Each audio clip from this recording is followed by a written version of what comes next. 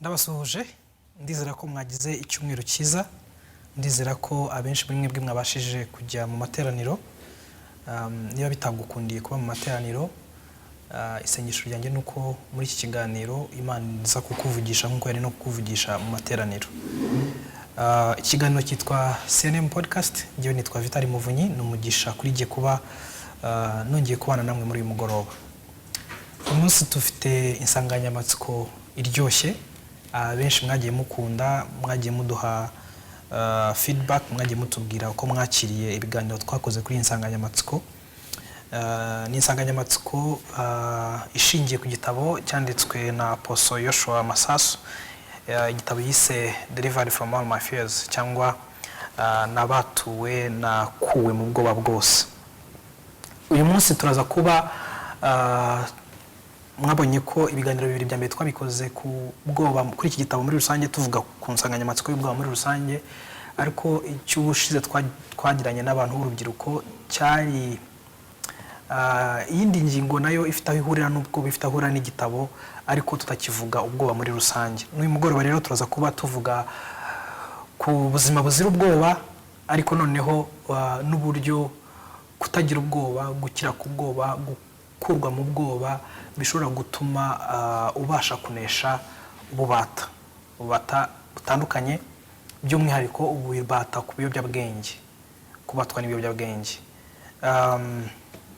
Mu mibare mperuka yagiye itangazwa n'ibigo bitandukanye byo mu Rwanda,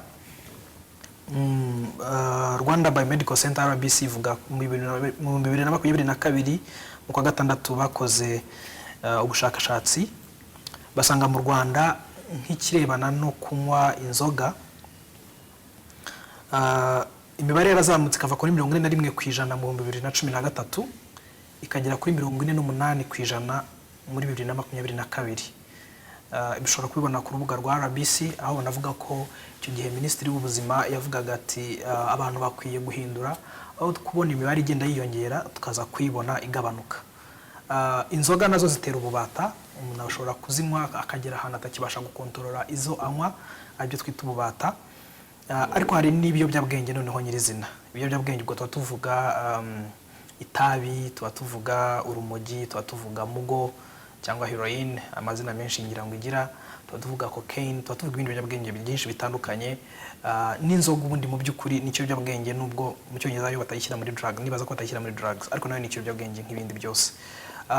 Kubera rero na drugs nyirizina mu Rwanda uko ukurikije uko Minisiteri y'Ubuzima ibivuga niho nakuye iyi mibare, bavuga ko gukoresha ibiyobyabwenge birimo ari ikintu kirimo kugenda kizamuka cyane muri Afurika no mu Rwanda, aho usanga nk'ubushakashatsi bwakozwe mu Rwanda mu turere 7 bwasanze 28%, ngo ni hafi 30% by'ingimbi n'abangavu bakoresha inzoga, hanyuma 4.4% bagakoresha urumogi cyangwa cannabis. Hanyuma ugaza kwibaza uti ese iyi mibare tuvuze n'ibyo nzoga tuvuze n'ibyo biyobyabwenge tuvuze bindi ko mwigerereza ibyo bintu bihuriye hehe n'ubwoba? Ndi kumwe n'abatumirwa bari buze kudufasha gusobanukirwa aho ubwoba buhurira no kubatwa n'ibiyobyabwenge cyangwa n'ubundi bubata butandukanye, cyane ko mu rubyiruko hatarimo ububata gusa ku biyobyabwenge, harimo n'ubundi bubata bwinshi. Nibaza ko imibare tuvuze ari mikeya cyane ugereranije n'ababaswe na pornography cyangwa amashusho y'urukozasoni, ababaswe n'ubusambanyi, ababaswe n'ibindi bintu bitandukanye. Ababaswe n'ubwo babo bagomba kuba ari noneho ari benshi cyane no kurusha ibyo bindi byose byagiye bibata abantu. Muri studio uyu munsi rero reka mpere kuri mushiki wacu twicaranye, yitwa Deborah, ariko ndashaka kabibwira kurushaho akababwira wari we ahavuye n'ibyo akora. Murakoze cyane, nitwa Deborah Favor, abandi umukristo, ndakijijwe, ndi umwana w'Imana.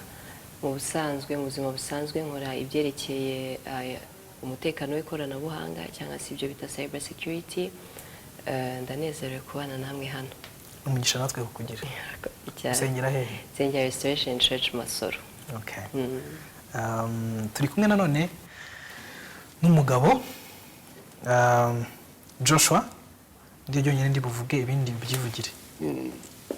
Murakoze, nitwa Joshua Nshimiyimana, ndi umukristo, ndakijijwe navutse bwa kabiri, ndi umugabo w'umugore umwe n'abana bari mu nzira, nsengera muri Evangelical Restoration Church Masoro, nkaba mu buzima busanzwe ndi umu-engineer muri telecommunication.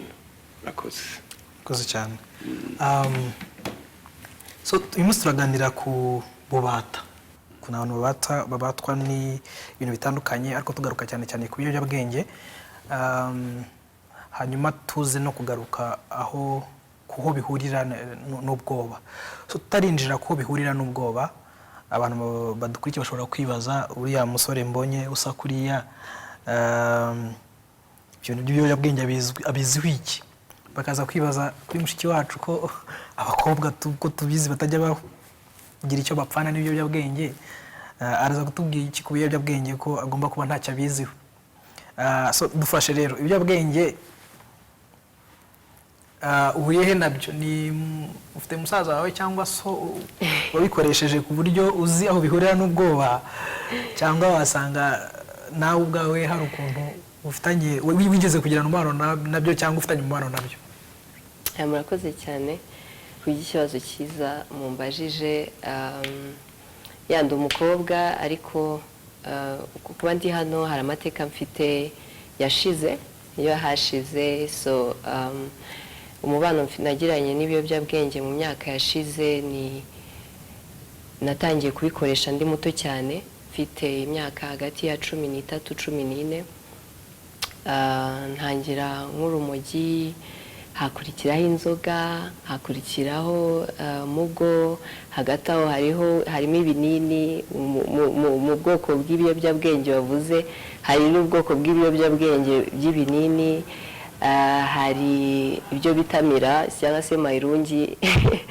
So ibyo byose nagize, ntabwo ndivuga ubuntu bwo kubikoresha, ariko na experience nagize mu buzima mbere yuko nakira Yesu Kristo nk'umwami n'umukiza. Ubwo rero byivugiye gutuma nkubaza ibibazo byinshi, nk'uko narivuze mu kanya. Ntabwo abantu benshi bamenyereye ko abakobwa bakoresha ibiyobyabwenge.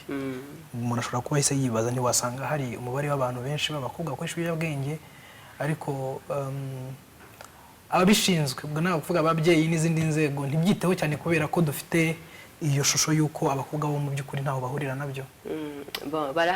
Barahari benshi cyane, barahari babikoresha. Ubu ngubu imibare yariyongereye. Kera wenda babaga ari bake, nanjye nkibikoresha nabaga ndi mwirigara, abantu bose bagatangara, bakinjira bagasanga ndi umukobwa, bagatangara, akavuga ati nawe uri hano, bigatuma banankunda. Ati uri umugenzi wacu w'umurasta w'umukobwa. Ariko wasanga turi bake cyane, wenda mu bantu 10 15 ugasanga harimo abakobwa 2, abandi bose ari abahungu. Ariko ntekereza ko ubu ngubu byahindutse bitewe n'ibyo tubona hano hanze, n'abakobwa rwose babaye benshi. Yego, ntabwo nzi impamvu nyinshi cyane zituma abantu bajya mu biyobyabwenge zindi za rusange, ariko umuntu ashobora kwibaza ni iki gituma specifically, by'umwihariko ni iki gituma abakobwa bajya mu biyobyabwenge. Wenda ushobora kutavugira abakobwa bose, ariko wowe ku giti cyawe waje kwisanga gute mu buzima bukoresha ibiyobyabwenge? So ukuntu naje kwisanga mu biyobyabwenge, nakundaga umuhanzi witwa Bob Marley, sinzi niba muramuzi. Reggae music legend, naramukundaga cyane. Kuri iyo myaka naramurebaga, ndeba amadokumentere yiwe, ndeba indirimbo ze, ndeba ubuzima bwe bwose. So nyuma yo kumukunda nkumva nshaka kumera nkawe.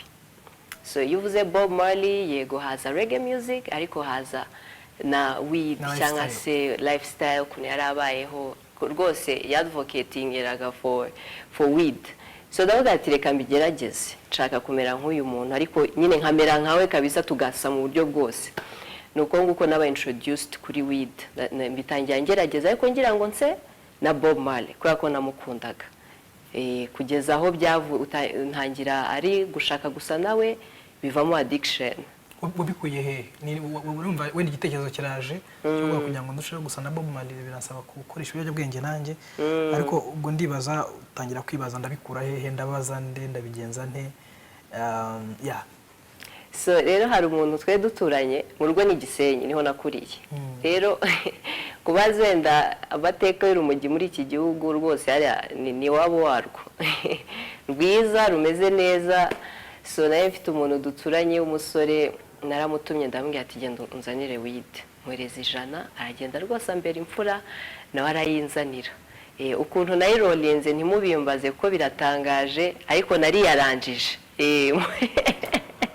So bwa mbere wari uri wenyine? Oya, nahise nshaka n'undi mushuti wanjye ndamutwara, kubera ko twese twakundaga Bob Marley. Turapanga kabisa uwo munsi nkuko twateguye iki kiganiro, turayigura, nyituma uwo mushuti arayinzanira, njya kureba umushuti wanjye w'umukobwa wundi nawe yari umukobwa, turahura tugenda gushaka ahantu tuyinywera ku Kivu, turayirolinga. Icyo gihe nta na pepa twari dufite, hari agapapuro bayizingiramo bayinyweramo, ntayo twari dufite, twayinywereye mu yo bitaga Wireless rero Wireless ni emballage baba bayizinzemo, turayinywa dutangira gutyo. Ikindi kibazo nkahita njya kwa Joshua. Icyo gihe ntabwo ababyeyi bawe bakubonye ngo babone hari ikintu cyahindutse kuri wowe, ntabwo se nawe wenda wabaye too excited ukabwira uti uyu munsi nakoze akantu kadasanzwe, Bob Marley nisanzwe nkunda none natangiye gutera ikirenge muke? Kuko abantu benshi iyo uvuze ngo umwana atangiye gukoresha ibiyobyabwenge ku myaka mike wari ufite nk'uko wabivuze, barabibaza se ababyeyi bariye kuki batabimenye, kuki batabihagaritse bigitangira bitarahinduka ububata. So aho ngaho ababyeyi byagenze bite, wabashije kubasobanurira iki niba barabibonye? Ntabwo babimenye, ababyeyi banjye ntabwo babimenye. Narunyweye ndataha, ariko ndi kumva ntazi ukuntu umeze numvaga ndi kwiyumva mu buryo budasanzwe. Ndataha ariko ntabwo babimenye. Murabizi yuko bavuga ko iyo wanywera urumogi amaso aba atukuye, amaso yawe atukuye cyane. Rero nageze mu rugo ngira amahirwe umuriro wari wagiye, mpita ndyama, ntabwo babimenye. Ababyeyi banjye uwo munsi wa mbere ndumva ntabwo babimenye, ariko uko iminsi yagiye babimenye actually kera cyane kuko nkibitangira ntabwo ari ibintu nakoraga buri munsi, ni rimwe mu cyumweru, rimwe mu byumweru bibiri, bitari cyane. Rero umubyeyi ntabwo ahita abona impinduka, ariko nkuko umuntu avuka agakura, niyo utangiye gukoresha ibiyobyabwenge ukura muri byo. Ntabwo utangira unywa ikese y'inzoga, utangira unywa icupa naryo utarimara ugakura kugeza ugeze ku ikese. So nanjye ntabwo bahise babimenya ako kanya, ahubwo kubera ko byafashe igihe, babimenye actually hashize nk'imyaka 2. Wow. Yego. Biratangaje. Njyewe icyambujije kunywa inzoga ntarakizwa mu kuri nuko nazinyoye numva zirabishye, kandi hamwe n'ibindi bintu byose bibishye sinajyaga mbyiteza. Sinshobora kubara inshuro mama yankubitiye kurya intoryi abakozi bishye sinzigira. Rero n'inzoga byaje bityo. Impamvu nyewe wavuga ntabwo nabwo ngo ni nyamukuru, kuko there's always spiritual reasons behind things. Ariko kimwe mu byatumye ntazinywa rwose nuko zari zibishye. Ubwo rero uvuze ukuntu abantu batangira ari nkeya, nyuma najyaga mbwira abantu ni sinjyanywa inzoga ntarakizwa, nyine sinjyanywa inzoga zirabiha, bakavuga ati oya nywaho gakeya wimenyereze gake zirageraho ziryohe. Amahirwe nagize nuko nyine zitegeze zindyohera, ntabwo nakomeje kuzigerageza kuko sinumvaga ndi bwihanganire gukomeza kuzinywa. Ariko navugaga kuri icyo kintu waruvuze cy'ukuntu akenshi abantu batangira ari gake ukazajya ukisanga nta kintu mu isi ukunda nkazo. Joshua, wowe urugendo rwawe ibiyobyabwenge bimeze bite, byaje bite? Urabivuga nk'umuntu wabikoreshejeho cyangwa urabivuga nk'umuntu ukorana n'abantu babikoresha cyangwa ubafasha? Urakoze. Ndabivuga nk'umuntu wabikoresheje, bifitanye amateka nabyo rwose igihe kinini, ko uko Deborah yavuze nanjye natangiye ndi muto ku myaka 16. Imyaka 16 nisanga gutyo mu ikundi n'abandi ku ishuri badusohokanye hanze, twagiye dufite gahunda yo gusohoka kurya, twari turi muri boarding school. Hanyuma tugezeyo ambona abajama nyine aho batangiye kuvanamo utuntu baradukoze, twari turi mu nzu imwe gutyo y'umwe wari waduhostinze. Batangiye kunywa, noneho mbona ni njye nyine uri aho ngaho utari gufata. Noneho umushuti umwe arambwira ariko nawe wagerageza, you can try, kumva nta birenze rwose umura. Nuko ndafata, ariko mbiterwa nuko nawe hasi ninabifata, kuko ubundi ubusanzwe mbere najyaga mbona babikoresha muri quartier, nkabona abasore babikoresha buryo ubuzima bwabo nyine mbona butangiye kuba bubi, abenshi twakuranye, so nkumva ko ibiyobyabwenge ubundi ni iby'abantu bo ku muhanda bari mayibobo, mbese bafite ubuzima bwo ku muhanda. So rero ubwo bwoba nagize bw'uko abo bantu iyo kundi ntabwo ndi bufitinge in, ntabwo ndi bwakirwe, so ndavuga let me try. Nuko nguko natangiye ndayifata. Nari n'umuntu ugira ubwoba bwinshi cyane, nagiraga ubwoba uwo munsi nyifashe numva ikintu cy'ubwoba kiragiye, numva noneho bwa bwoba. Ubwo tusubiye mu kigo, turatambutse muri resitora tugenda, nkumva noneho ya panike nari mfite, kuba usanzwe nari umwana ugira panike, uca mu bantu wenda nko kwikubita hasi, ubwoba ari bwinshi n'igihunga. So mbona noneho bwa bwoba bwashize, ndavuga ko kakantu burya gafite avantage, ni akabagabo. So numva kabisa, nari nsanzwe nzi inzoga zo narazikoreshaga, narazinywaga. So noneho nshyize niyo weed, numva wow, kakantu kabisa. Nangira noneho no gushishikariza abandi aho, ntangira kubatwara nabo muze mbereke twavumbuye twagize gute. So nuko ninjiye bibamo rwose, mbere yo guhura na Kristo imyaka nk'ine gutyo mbikoresha, nza kugushiftinga, dutangira gukoresha na Mugo, tukajya tugenda Nyamirambo kwishaka. Icyo gihe yasaga nkaho ari bwije, nuko ngize umugisha rero ngiye kuri kaminuza, niho nahuriye na Yesu ndakizwa. Wow. Reka nsubire kwa Miss Deborah. Miss Deborah, nawe byashize ari uko wakiriye Kristo cyane. So usanzwe byari ibintu bikuryoheye udashaka.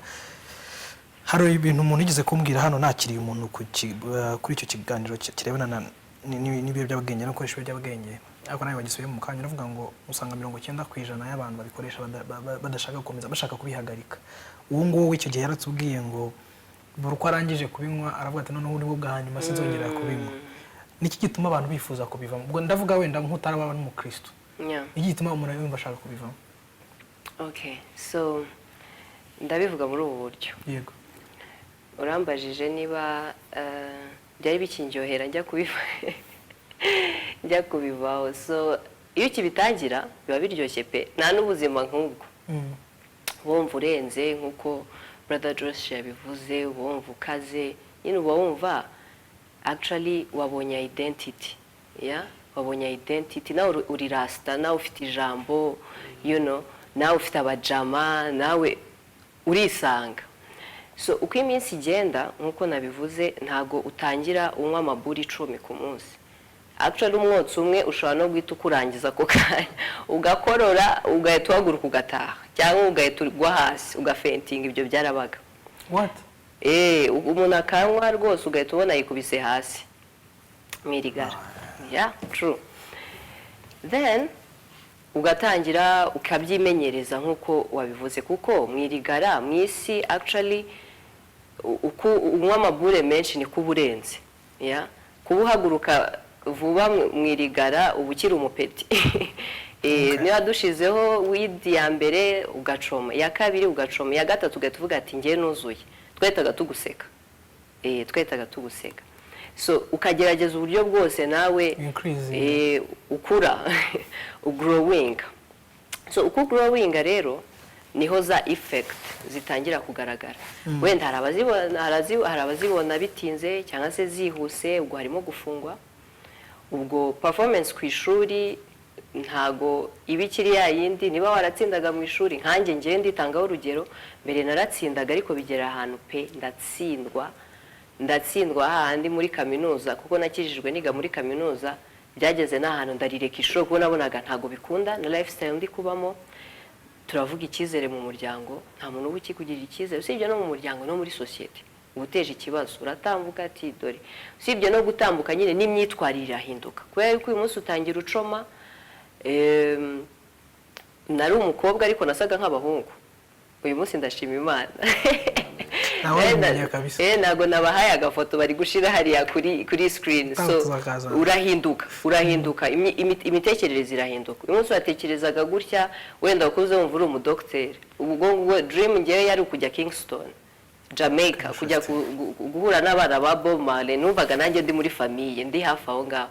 Kandi imbere naratangira ibiyobyabwenge, numvaga nyine mfite dreams zo gukomera, zo kuba umuntu ukomeye wenda nkaba nk'umuministre n'iki. Ariko hamwe no gucoma nkumva reka bariya ni aba Babylon, ngomba kuba rasta, nkajya nisinzi ukuntu ari kujya Kingston, menya naye kujyayo n'amaguru. So effect ziba mu buryo bwose, ziba mu marangamutima yawe.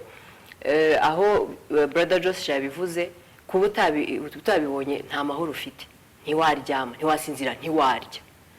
Tugeze kuri mugoho urarwara pe, ukarwara ukamera nk'umuntu urwaye na malaria. Kwanza malaria yabameze neza, ukishimagura. So effect za mu buryo bwose, uhereye ku mitekerereze, ubwonko bwawe, umutima, cyangwa se soul, emotions zawe ntago zihora zimeze gutya. Wishima ari uko winhalinze umwotsi, cyangwa se wamize ikinini, cyangwa se niba ari cocaine wa sniffinze, niba ari mugo gutyo. So ugasanga you depend kuri ibyo bintu. Utabibonye niho handi wumva abantu bibye, abantu bahemukiye abandi, kuba umuntu yanakwica ari kukwicira ikintu kitamugurira n'inzu gusa kugira agende a feeling iyo void afite muri we, cyangwa se niba nayita taki donc iyo besoin, iyo nyota, cyangwa se iyo need yo kumva ashaka kunywa ibiyobyabwenge. So njyewe njya kubivaho ntago byari bikindyohera, nari nsigaye mbikora kwa kumubiri ubinsabye. Nkuko nabikubwiye, nahamya neza yuko 90% ubu ngubu w'abantu bakoresha ibiyobyabwenge atari ababiharaye. Kuko dufite iyo kibiharaye ni flex, ni ibintu birenze rwose, nta nikiryoshye nkabyo. Ariko ndavugana n'abantu hano guhera ku myaka 5 kuzamura, uwo muntu nta discussion ibirimo kumubwira ko ibiyobyabwenge ari bibi, aba yamaze kubibona. Ikibazo rero kikaba kubivaho. Ntago ariko bikimuryoheye, actually ari kubikora kubera ko yamaze kuba addiction nka medication, ari kubinywa suko abishaka, suko abyishimiye, umubiri urabimusaba akabikora. Ariko mu by'ukuri arababaye, nawe abonye icyabimukuraho yabimukuraho. Nanjye ngeze kuri iyo stage nabonaga ubuzima bwanjye nta cyerekezo bugifite, ibyo narotaga byose ni nkaho byaguye mu mazi, ntago bigishobotse. Byose kubera iki? Kubera ibiyobyabwenge, kubera inzira nahisemo y'ibiyobyabwenge. Nyuma yo kubona yuko ibintu ahantu biri kunganisha ntago ari heza, bamfunze inkoni, urajya mu kabari baramfunze ubwo ntiwavuga intambara uhoramo mu kabari, bakagukubitira ubusa warwanye cyangwa se bagukubise. Ibyo byose ni ibintu abantu bahura nabyo. So ibyo ngibyo bituma naho utakemera yuko wenda bigira effect ku mubiri wawe, ibintu uhura nabyo byakwemeza yuko ibi bintu atari byo. Maze kubibona rero ndavuga ati nshaka guhinduka, ariko birananira. Aho ngaha niwe tumenya yuko ubushake bwiza ntago buhagije. Kuba umuntu ushaka guhinduka ntago bihagije, kuko hari izindi mbaraga zigomba kuza kugukurayo, arizo za Kristo. Turagaruka. Amen. Papa Joshua, Imana nakwita papa kubera ko uri umupapa nyine. Hari abasore n'inkumi, ubundi twajya dukuramo inkumi cyane, ariko ubwo tutatangiye kujya dukiramo inkumi. Usanga avuga ati bari abantu bakunda kuza kuvuga ku bintu by'ibiyobyabwenge ntabwo babizi, baba badutuburira tu. Mu by'ukuri ubundi ni ikintu kituma umuntu aba arushaho kuba effective. Hari akantu mu kanya wavuze ngo ntabwo wagiraga confidence, uwo munsi urazigira. Hari umusore twize kuganira wabikoreshaga, ambwira ukuntu abantu benshi uzabona bari successful, abasirikare bakomeye buriya babinywa. Elon Musk arabikoresha, nyuma naje kubona interview ya Elon Musk avuga ko atabikoresha, ariko bakara abantu muri Amerika bari successful rwose bizwi ko babikoresha. Snoop arabikoresha, avuga ati nuko abantu baba badashaka kubitekereza, bari kubundi inyungu zabyo nizo nyinshi kurusha ibibi byabyo. Nk'ibyo bintu bavuga byo kuba umuntu ashobora kwisanga yishima nuko badasanzwe akora siporo n'iki n'iki. So ndimo nakubaza nk'umuntu wabikoreshejeho kandi wabanaga n'ababikoresha, ibi bintu bavuga ibiyobyabwenge, izi ngaruka abantu bavuga ibiyobyabwenge bigira ku bantu nizo koko? Urakoze cyane. Nk'uko Deborah yavugaga, ubundi ku muntu ugitangira ntabwo yabyumva. Iyo ugitangira urumva natwe tugitangira twari duharaye, abajene tukikora tukagenda turitsinda, ugasanga twifungiranye ahantu mu nzu turanyweye, tukanywa tukanezerwa, ugataha wumva ko kabisa umunsi wagenze neza. Ariko by the time kugenda ubitindamo, kuko iminsi ubwayo igenda izana ikintu cya isolation. Rimwe na rimwe ukisanga uri wenyine, rimwe na rimwe ukisanga mbese habaho uburyo biriyaranja, hakabaho ikintu cya isolation. Noneho urugero urashifta inzu ugiye kuri mugo, urumva mugo yo ni ikindi kindi. Iyo ugitangira kuyinywa apeti ihita igenda, n'ibyo kurya bisanzwe apeti y'ibyo kurya irangira ubwo. Iyo ugitangira kunywa mugo rwose ikintu kijyanye n'ibiryo urakibagirwa. Kandi ikindi mugo irahenze rwose. Ndibuka icyo gihe muri 2013 ndumva 2013-2014 I think itangira, ndumva icyo gihe akapake kamwe kaguraga 2,000. Ubu ngubu I think ko byahenze kubera imyaka itambutse ni myinshi.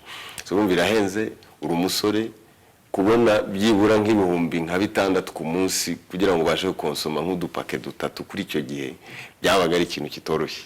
Aho niho usanga bamwe biramupushinga kwiba, abana bamwe na bamwe rwose byabaga ngombwa ko batwara ama TV iwabo, batwara amapasi, utuntu mbese tworoshye kugurisha, amatelefone, ibiki. So ugasanga imifatire ihinduka kubera ko uri under pressure n'ikiyobyabwenge udashobora kubaho utagikonsumenze. So noneho iyo pressure urumva imifatire ahindutse, utangiye kuba undi muntu, utangiye kwitwa umwana wibutibaga, kandi nanone kandi ntushobora kwivana aho hantu wiyinjije kubera ko rwose cyo wamaze gufungirana ni addiction, urakibura. Yubuze ibintu bitataki kuba junkie bose rwose ni ibintu bazi. Ntabwo mvuga abatangiye, umujunkie abo twitaga amahevi, we rwose iyo uvuze takara byumva, babyita kurwara rwose, ararwara akishima.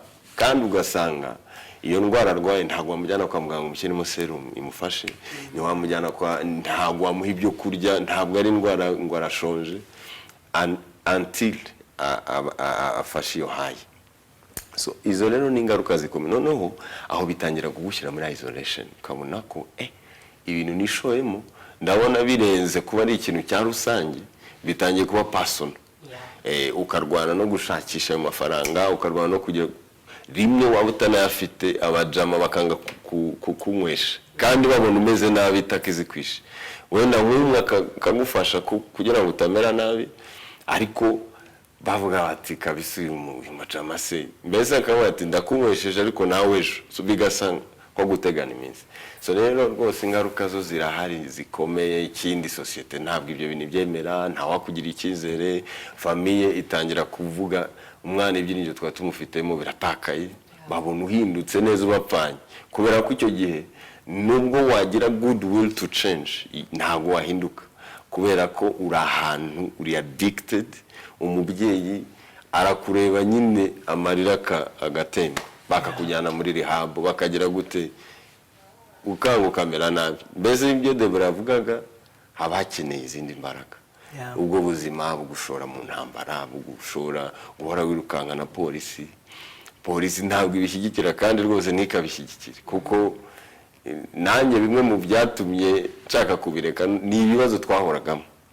Ukagera gutya muri ahantu polisi baguyeho, pafu ubwo bari bagiye kubarasa, ukabona nk'abajama nk'abangwe barabatwaye, wowe wenda urarokotse, ariko urokotse umva ari ku bwa burembe, ukarara umutima uhagaze, ukarara n'ubwoba, ukaba umuntu udafite hope of future, uvuga uti nzaba umuntu, nzabaho. So ukabona ibintu wishowemo ni ibintu urarangiriza iwawe cyangwa se mageragere cyangwa se banakurase. So ukabona ni ikintu kibi cyane.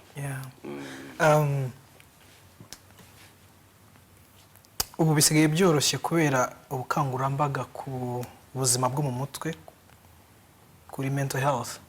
ko umuntu avuga ngo nibyo koko gukoresha ibiyobyabwenge nubwo ari ikintu gifatika. Ibiyobyabwenge ni ibintu biri physical, bifite aho bihurira n'ibintu bidafatika. Umuntu agahita avuga ati wenda bifite aho bihurira na depression n'agahinda gakabije. Agahinda gakabije gashobora gusunikira umuntu kujya mu biyobyabwenge. Gutereranwa n'ababyeyi bishobora gutuma umuntu ajya mu biyobyabwenge.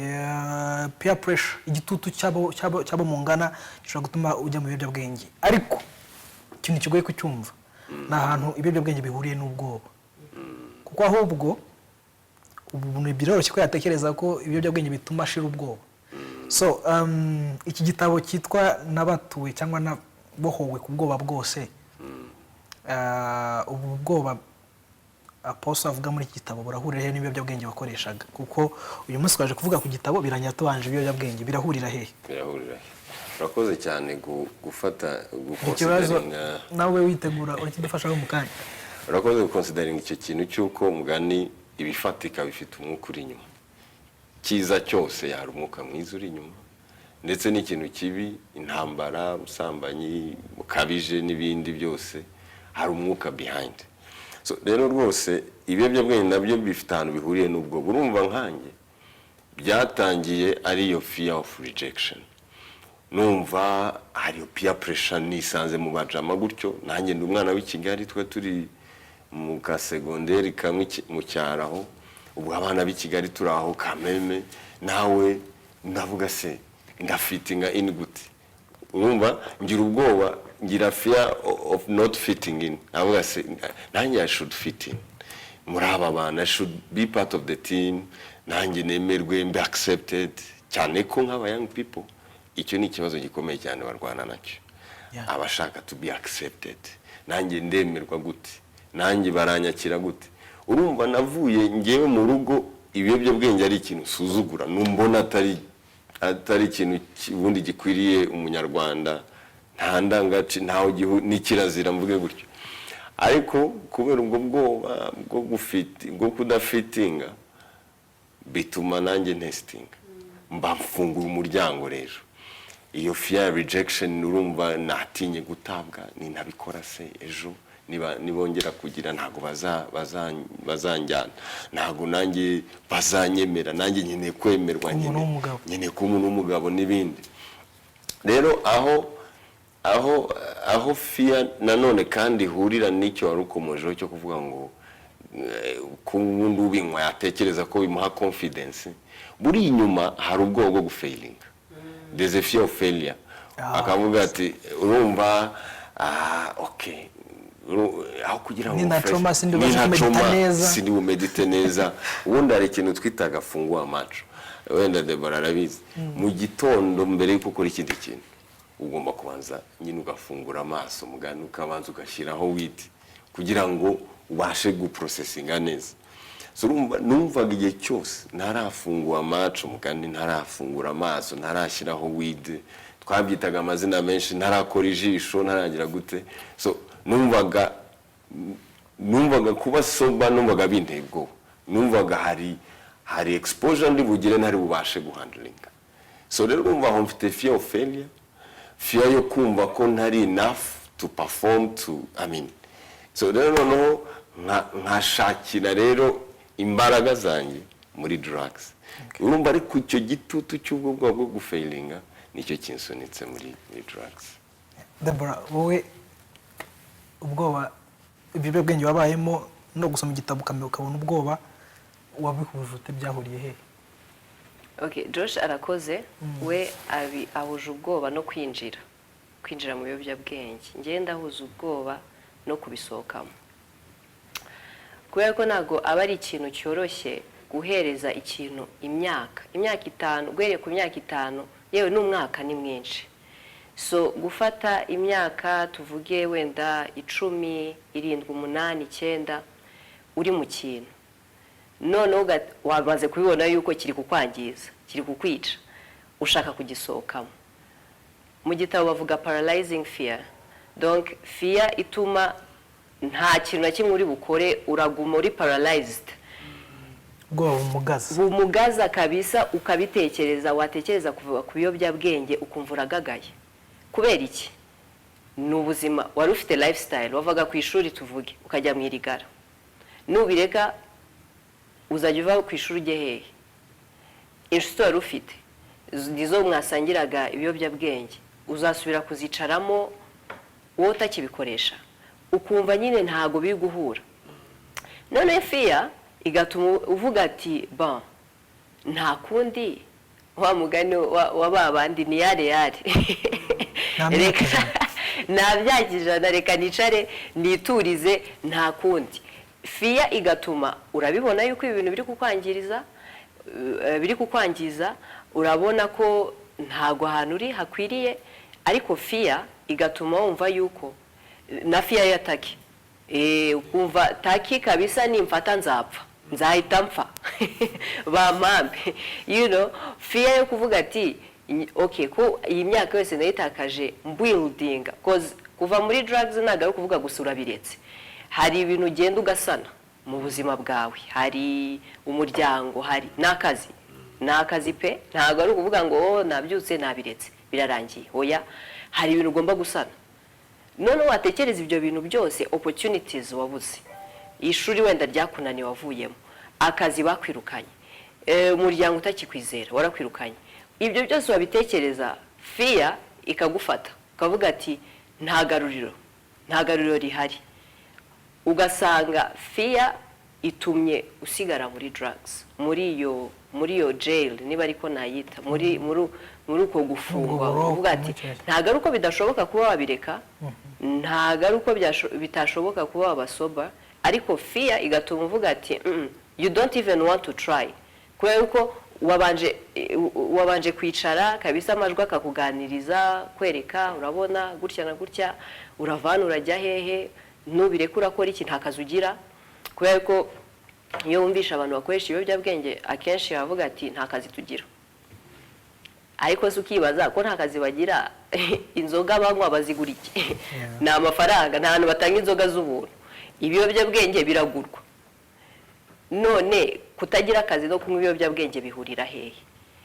Tubyita amazina rimwe na rimwe ariko atuma tubigumamo, donc tukajustifyinga kuba turi mu biyobyabwenge, wenda no kubura akazi n'ibibazo byinshi by'ubuzima, ariko mu by'ukuri kuba uri kubinywa ntago biri gukemura ibibazo ufite. Kuba uri kubinywa ntago wenda famiye yaguterera ubwo ati mfite ibikomere, ntago kubinywa biri gutuma ibikomere bikira, juste na kantu du creating ni defense mode, ni defense, tuvuga ati urumva mfite ibibazo byinshi, ariko se kunywa ibiyobyabwenge biri kubikemura? The answer is no, ahubwo biri kubyongera. Nta kazi ngira, inzoga urazinywa nta gusiba, guhera kwa mbere kugeza ku cyumweru uranywa kandi ugasinda, urasohoka nta mafaranga ufite, ayo mafaranga ava hehe? Kutagira akazi no kunywa ibiyobyabwenge birahurira he? Aho ugasanga ni defense twebwe du creating, ikavaringa fear yo ituma tutava muri ibyo bintu. Ibibazo bibiri ngiye kukubaza. Icyambere, hari umuntu uvuga ati jewe ababyeyi banjye baranyanga cyangwa nago banyitaho, nago bampa attention nkeneye, byo cyanyanye mu biyobyabwenge, kuko byo nsanga yabanjama bakanganiriza nkabona ko banyitayeho. Biroroshye ko tumuciraho urubanza tukamubwira tuti icyakubwira twebwe, sibyo? Ariko nashaka kugira ngo utange ubutumwa ku babyeyi no kuri uwo muntu. Ariko mbere yo kubikora, wowe byaje kuko ibyo byose arashobora ko hari umuntu udukurikiye kano kanya wakomeje kumva ibyo twagiye tuganira, bagwatewe ya mwana w'umukobwa uzatubwira ko waduha agafoto ke ka kera n'uwatwereka uyu wari w'uyu munsi, byamera nka yampumye, abantu bazaga ngo ese ni wowe cyangwa n'ubundi. Wabinesheje uti? Noneho utugenere uduhere ababyeyi message n'abana mungana cyane cyane abakobwa. Okay, ukuntu nabivuyemo, nkuko nabivuze namaze imyaka 2 ngerageza pe, nirirwa kuri Google, YouTube. Turabizi ko ubu ngubu technology ugira ikibazo ugaye tujya kuri Google, how to quit, how to quit drugs, how to quit cigarettes, weed, n'icyo ukankareba inama zose nkagerageza bikanga. Hari ntago ngiye nari mfite ubushobozi bwo kujya muri rehab, ntago byakunze ko njya muri rehab. hari imiti yo muri farumasi bandangiye irimo nikotine nyinshi, bambwira ati nuyinywa donc nurya ni shikarete, iyo ziriye donc uriya kashikarete kamwe ni nkaho unyweye ngo ipaki isigara, donc ihita ikuzuzamo nikotine ku buryo wumva nta yindi ushaka. None uko nziriye none nkahita nsubira n'inyuma, none nkongera nkabinywa cyane. So ngera ahantu numva kabisa ndarushye, ndananiwe. Ubwo ishuri babwiye ryari ryaze, nari narihagaritse, famiye baba bararambiwe. Imyaka 8-7 ngiye mu rugo nari narabibemereye, mbabwira ati ndabikoresha ndi kugerageza kubivaho. Buri munsi duhura bambwira ati noneho ndabiretse. Buri mwaka nandika lettre, navuga ati uyu mwaka ndi kunywa bwa nyuma, nkasohoka kabisa nkasinda, mvuga ati ni ubwa nyuma ninjire le premier birangiye. Ariko uwo mwaka nka ewani nkazinywa noneho cyane. Ngera ahantu numva kabisa ndushye. Nge ntago nakuze ndi umukristo nizera ibintu bya Yesu cyane, kubera niyo mindset ya Rastafari nayo ni religion. Hari ibyo twizeraga ko ibya Mesiya w'umuzungu bazi batubwira, badukubita batubeshya, you know, izo mindset. Rero ibintu bya Yesu ntago yari option. For me, it was not an option. No kuvuga ngo Yesu azankiza, Yesu w'umuzungu, reka.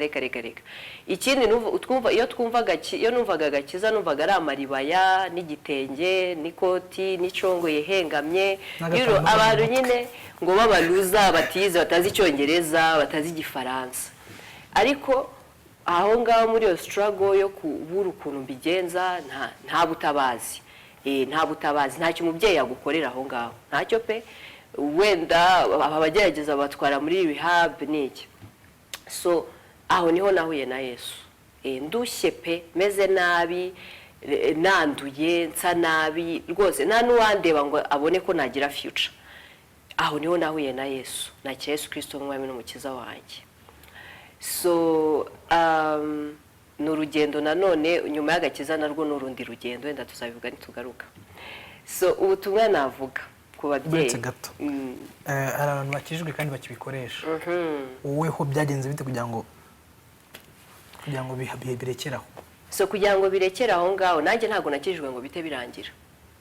Hari abantu bakizwa nyine bitandukaje, nka brother Josh Wenzi ubuhamya bwe agikizwa byahise birangira. Ariko njyewe nyikizwa ntago byarangiye. First of all, nta nshuti zikijijwe nayo mfite. Navuye bari bantumiye gusenga, ndagenda nakira Yesu Kristo nk'umwami n'umukiza, numva ko hari ikintu kibaye, hari encounter ngiranye na Kristo, ariko ndataha nsubira mu buzima bwanjye, nsubira muri za inshuti. Nose ntago najyaga kwishura, agombaga kujya mwirigara. Bantumiye gusohoka, narasohoka nkajya club nkanywa ngafanta. Ariko nkumva ikintu nakiriye cyangwa se umugabo nemerewe mu buzima bwanjye ntago yemeranyije no buzima ndi kubamo. So umubiri urabinsaba, ariko namara gucoma nkumva habayemo conflict. Ijambo ry'Imana rivuga ngo iyo tumaze gukizwa, Imana idusilinga, idushiraho ikimenyetso cy'umwuka wayo. Actually nta kidutandukanya n'abandi. Ikidutandukanya n'abandi nk'abakristo n'umwuka w'Imana. Uwo mwuka wera rero nakiriye cyangwa se yo seal niyo yambwiraga ati no, this is not right. Ngera ahantu nkumva noneho hazamo conflict, umubiri wanjye urabinsaba, byandi twavuga gataki. Nanjye nararwaraga, sinabashaga kurya cyangwa gusinzira ntacomye cyangwa se ntabonye iki. Donc ntari hayi. Nagombaga kubanza kugira ukuntu bigenda. So nkibaza se nzarya gute, you know. So hamwe no gusenga, ndavuga hari classes nize za BCC classes, Bible classes, very important, kubera yuko hari ukuntu bimera nkaho dushaka ko Imana ikora ibintu gutya. Ariko nkunda kubwira abantu, nkababwira ati no mu isi kujya tugeraho twageze, hari imyitozo twakoze, you know, hari imyitozo twakoze, hari urugendo twakoze kugira ngo tugere aho twisanze. Ntago Josh yavutse cyangwa se yatangiye anywa mugo. Ntekereza yuko atangiye no kunywa mugo atanywaga pake yose umunsi umwe. Ntago natangiye nywa iburi 10, byatangiye gake gake. Rero no mu mwuka it applies, actually it applies. Urakizwa, uba umeze nk'umubebe wavutse, ugatozwa, ugakura, ukagenda ukura, ukava mu rwego rumwe ujya mu rundi, uva mu rundi rwego ujya. Ntago rero ibyo bikorwa uri wenyine. Ugomba kugira itorero, ugomba gukurikiranwa, very important. Ntago nkunda kubwira abantu babwira ati tunanywa twari dufite aho tunywera, twagiraga ahantu tunywera uvuga ati ahari akabisa ni nko mu rugo. So sinibaza rero impamvu wakizwa ntugire itorero ngo wenda bitewe n'ibyo wumva ukumva ntago uzagira itorero. So itorero ndavuga ko itorero ryabimfashijemo na BCC classes, very very important, kubera ko zifite content igufasha kuba wava ku rwego rwo kuba wakijijwe ukamenya ko ugomba gusenga, usoma ijambo ry'Imana, ukabohoka, ukiga deliverance, ukabohoka ya mateka twavugaga. Wamara kubohoka ukamenya yuko naho hari ibyo ugomba gukora mu bwami bw'Imana, ari byo turimo uyu munsi, ukamenya yuko naho hari ubuzima ugomba gutanga, ukavamo umuntu ushitse, uhagaze, ushitse rwose, ushima Imana. Ubutaki yarashize? Taki yarashize, sinibuka no kunimera. Okay. So reba muri kamera utubwirire ababyeyi, utubwirire n'abana b'urungano, ariko cyane cyane abakobwa. Ntacyo nushaka kubwire bose, ariko nagira icyo ugenera abakobwa. Okay, so ikintu nabwira ababyeyi beza dukunda, duhereze umwanya abana bacu. Birababaje kuba tujya kumenya yuko abana bacu bakoresha ibiyobyabwenge bigeze ahantu tudashobora kubigarurira. Kubera ko akenshi ababyeyi bamenya yuko abana babo bakoresha ibiyobyabwenge byarengereye za ngaruka zose twavugaga mu kanya, kwiba, yahindutse, asigaye agenda ukuntu. So tubahereze umwanya, tubamenye, tubakurikirane. Ariko reka mvugane cyane cyane n'ababyeyi bafite abana bakoresha ibiyobyabwenge. Ikintu cya mbere ngiye cyamfashije ni compassion y'umubyeyi wanjye, papa wanjye.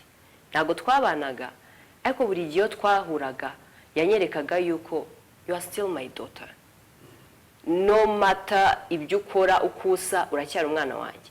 Hari ikintu kiba rero iyo umwana yamaze kugera aho hantu amera nkaho yajugunywe, yatawe, ntawe ukimushaka, nawe ugishaka kumwumva, tuzavugana ari uko wabiretse. Ariko mu by'ukuri intambara ari kurwana ntago ari yo kurwana wenyine, akeneye support na compassion n'urukundo. Actually mu bintu bya mbere byanteye imbaraga guhinduka ni icyizere nabonaga papa wanjye akimfitiye. Buri gihe twaricaranaga nkumva icyizere akimfitiye, ngavuga se uri kubwira ndi ko nanjye icyo cyizere ubwanjye ntacyo nifitiye. So tubahereze umwanya, tubakurikirane, ariko n'igihe babiguyemo tubereke urukundo, tubakunde, tubereke yuko birashoboka kubivamo. Ariko ikindi tubabere urugero rwiza, kubera yuko ntabwo uzabuza umwana kuba umusinzi mu cyubahiro cyawe rwose nawe uriwe. So wibahetse buriya nuko wenda tubijyana kure, ariko ahantu hambere ntekereza ko umwana yangirikirana mu muryango na mbere yuko ajya muri society. Urugero abona mu rugo nirwo akurikiza. Rero ntago wagira umwana inama zo kuba ngende mukuru, wowe ntago wemerewe kunywa, nawe nagira imyaka runaka azavuga ati nanjye nabaye mukuru noneho ntabikora. Kandi buri umwana aza mu mavuta ari double y'umubyeyi. Niba yanywaga amacupa 5 ubwo aranywa 10. So tubaho umwanya, niba abana biguyemo tubagaruza urukundo kandi tubabera urugero rwiza. Murakoze. Hanyuma urubyiruko, ibibazo byawe, agahinda kawe ntago kagatumye wishora mu byangiza ubuzima bwawe noneho burundu. That is just a chapter of your life. Don't let it destroy your whole life. So niba hari naho warutangiye kugera, garukiraho. Kandi birashoboka rwose kubaho uri sober, uri umuntu rwose muzima. Abakobwa mwihesha agaciro. Murakoze. Kubaho ubuzima buzira ubwoba, ubuzima buzira ububata bw'ibiyobyabwenge birashoboka. Papa Joshua, ibintu bibiri. Hari ikintu mukanya avuga, hari umugani w'ikinyarwanda unje mu mutwe ngo wibahetse abayigisha wo mu mugongo. Ku babyeyi wa mugani ushobora gusanga anywa inzoga ariko akabuza umwana we gukoresha ibiyobyabwenge. Noneho umwana kuko ajya ku ishuri cyangwa mu bundi bukangurambaga bwa polisi n'ahandi hose buri gihe uko bavuga uva ku biyobyabwenge bagashyiramo n'inzoga akavuga ati ko na papa bikoresha wowe wumva urinde. Bene uramubwira iki?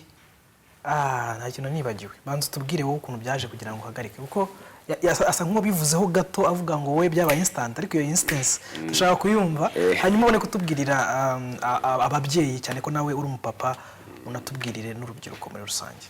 Nakoze ngewe guhinduka nk'uko yavuze, byabaye gutya, ariko byatewe nanjye amahitamo nkoze, kubera ko ndibuka njya kuvamo nabanje kumva mpazi ubuzima ndimo.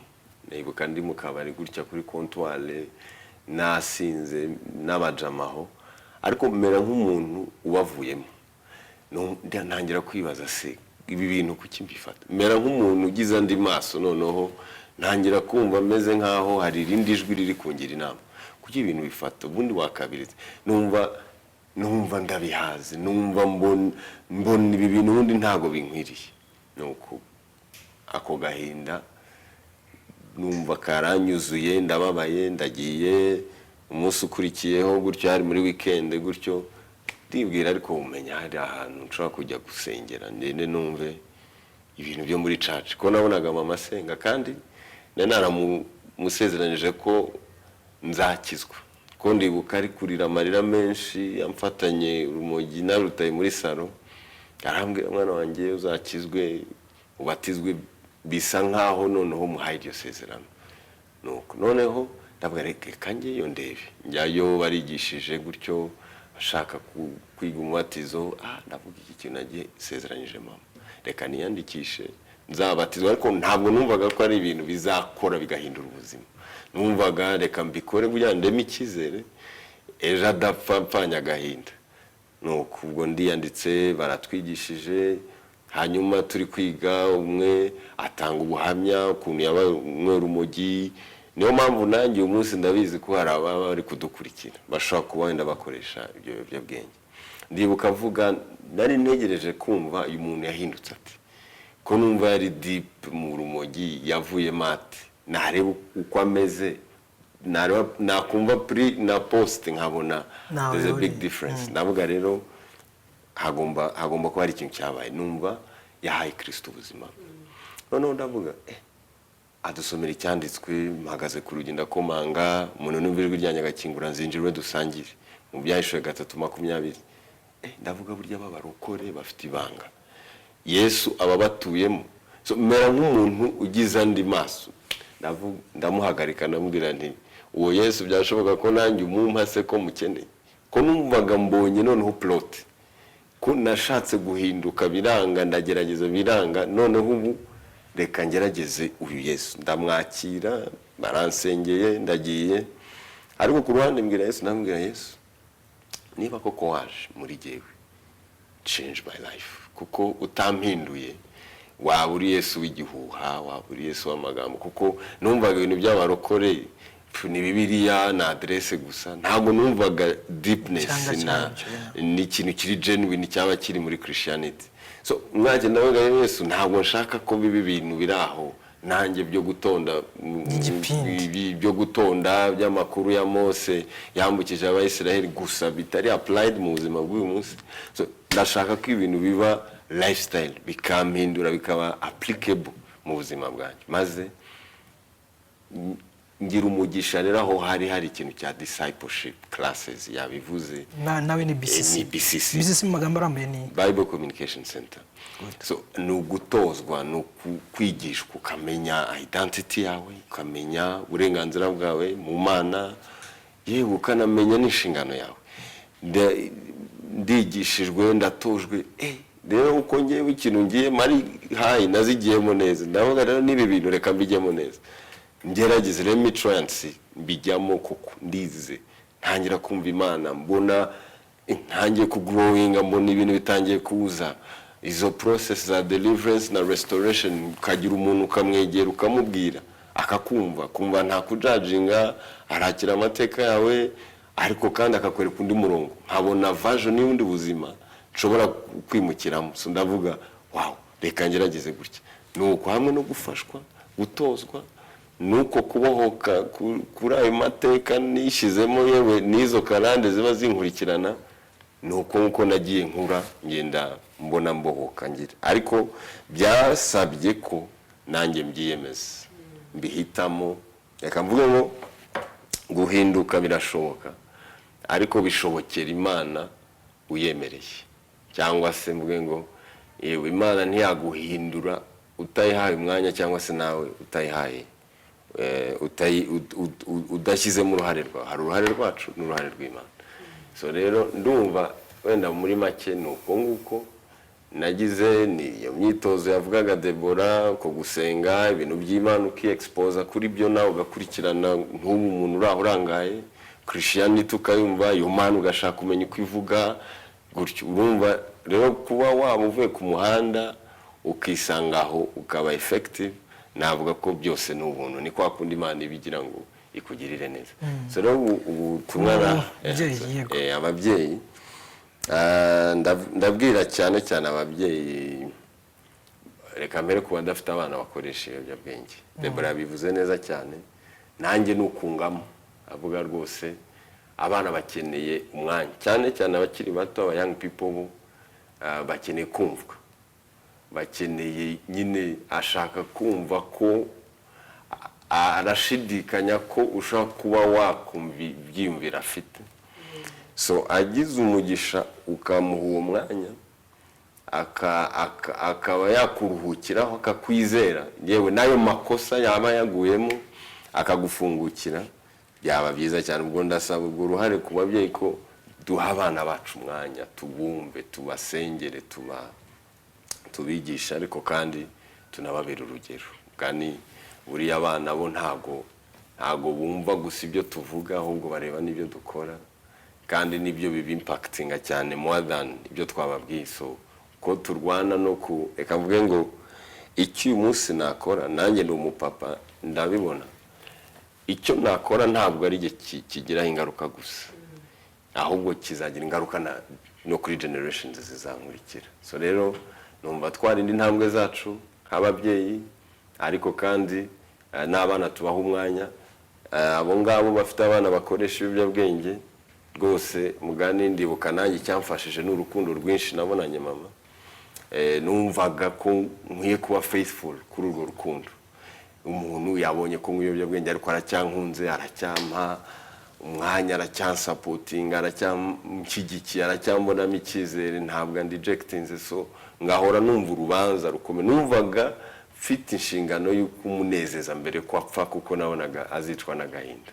So rero rwose urukundo rw'umubyeyi rurakenewe. N'igihe umwana failinze, akeneye kubona ko umubyeyi agihari, bakigendanye, akimuhetse, rwose byamugarura cyangwa se byaba impamvu yo kugaruka kwe no gutabarwa kwe. Umwana ugeze aho ngaho dusoza, umwana ugeze aho ngaho avuga ngo ntabwo nshaka ko mama akomeza kuba mu gahinda, ariko nanone kuko mbigerageje birimo bigenda byanga, akora iki? Bisisi ntabwo zihenze, ntabwo ushobora gusanga tuition, ndabizi Apostle yivugamo mu gitabo, avuga ko ari we wanditse, ariko abantu benshi ndatekereza ko bashobora kuba batazi Bisisi, bakumva ngo yakijwe ayijyamo n'igitabo n'ibiki, ngavuga none se niba icyo binsaba ndakora iki kugira ngo iyo ngiyo nayo nyigimo. So mu munota nk'umwe, umwana ugeze aho ngaho avuga ati rwose nanjye ndumva ashaka gusohoka, ariko nkora iki? Numvise mwese muvuga Bisisi ndayijyamo nde? Cyambere wenda navuga vision yayo kugira ngo bite bisobanuka. Bisisi ubundi niyerekwa Imana yahaye Apostle Yoshua Masasu, umubyeyi wacu dushumba. Niyerekwa rivuga ngo kurema ingabo z'abigishwa ba Yesu Kristo batanga ubuzima. Izo ngabo ziyeguriye umwami wese, zigaturuka ahantu hatandukanye, mu mateka atandukanye, ariko zigasanwa, zamara gusanwa zikoherezwa kujya kwimika Kristo nk'umwami mu buzima bw'abantu, cyangwa se mu kinyejana, cyangwa se mu mitima y'abantu. So urumva ubwabyo vision ntabwo ishingiye ku itorero runaka, ntabwo wenda ari Restoration Church gusa, iri wide ku muntu wese aho yaba ari, aho yaba ageze. So rero tuition nk'uko waruvuze rwose n'ubuntu, ni ubuntu rwose, ni free of charge rwose. Birasaba umwanya wawe n'umutima wawe, ni courses, ni ukwigishwa, ni ugutozwa, harimo imyitozo. Icyambere iri biblical based, iri ni ubuzima buri practical. Barakwigisha gusenga icyo ari cyo, barakubwira uko wabaho ubuzima bukiranuka ni gute, bakaguha izo ntambwe zose uburyo wabigenza. So rero rwose twishe n'ubuntu, kandi uratozwa, atari ugutozwa gusa ngo ugire ubuzima, ahubwo nawe ufite mandate yo kubutanga. So rero rwose ubu ngo ugezaho nta kintu ndamuhamagara kuri Yesu, harimo iyo BCC, naze kuri iyo soko rwose. Umwami wacu wahinduye Deborah nanjye n'abandi bafite ubuhamya batabashe kugera, nawe ntazakunanirwa rwose. Murakoze cyane. Igitabo ni Delivered from All My Fears, Living a Fear-Free Life. Na bohotse ku bwoba bwose, kubaho ubuzima buzira ubwoba. Ni igitabo cyanditswe n'intumwa Yoshua Masasu, cyangwa kenshi dukunda koresha ijambo apostle, bisobanuye intumwa nyine. Ni nacyo gitabo twakuragamo